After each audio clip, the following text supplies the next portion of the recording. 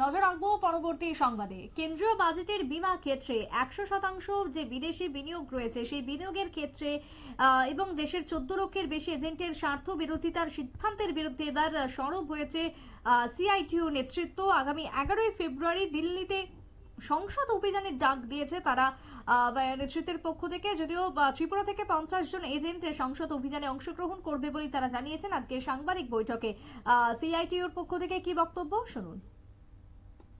11ই ফেব্রুয়ারি দিল্লি পার্লামেন্টের সামনে আইআরডি এর ঘোষিত সিদ্ধান্ত আমাদের কমিশন কমিয়ে দেওয়া, আমাদের ক্লবেক পদ্ধতি উইথড্র করা এবং সাথে সাথে হচ্ছে আমাদের এজেন্টদের জন্য যারা আছেন তাদের পেনশনের ব্যবস্থা করা, তাদের গ্র্যাচুইটির ব্যবস্থা করা, এই যে বিষয়গুলো আমাদের ছিল সেই বিষয়গুলোতে আমরা লড়াই জারি রেখেছিলাম। লড়াই আমরা করব। আমরা ত্রিপুরা থেকে টোটাল 50 জন প্রতিনিধি আমরা দিল্লিতে পার্লামেন্টে অবস্থান করব 11ই মার্চ এবং তার সঙ্গে এখন নতুনভাবে যুক্ত হয়েছে বিদেশি। এবং আমরা অনুরোধ করছি সারা রাজ্যে এবং সারা দেশের সমস্ত অংশের মানুষের কাছে, এলআইসির এজেন্ট শুধু না, কার্যত দেশের সম্পদ ক্ষতি হবে, দেশের বেসরকারি ক্ষেত্রকে উৎসাহিত করা হবে এবং কার্যত আমাদের দেশের যে সরকারি আধা সরকারি সংস্থা হিসেবে এলআইসির যে সুনাম, সেই সুনাম আমরা দেখছি আজকে বিদেশির হাতে ছেড়ে দেওয়ার যে ব্যবস্থা হয়েছে তার বিরুদ্ধে বৃহত্তর লড়াই করা ছাড়া কোনো বিকল্প নেই।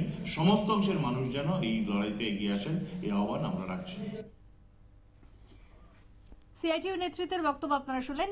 কেন্দ্রের বাজেট পেশ হয়েছে গত 1 ফেব্রুয়ারি এবং সেই বাজেটের বিরোধিতা করে একাধিক অভিযোগকে সামনে রেখে তারা দিল্লি অভিযানে ডাক দিয়েছেন, এমনটাই সিআইটিইউ নেতৃত্বরা জানালেন। ছোট্ট বিরতির পর ফিরছি, সঙ্গে থাকুন।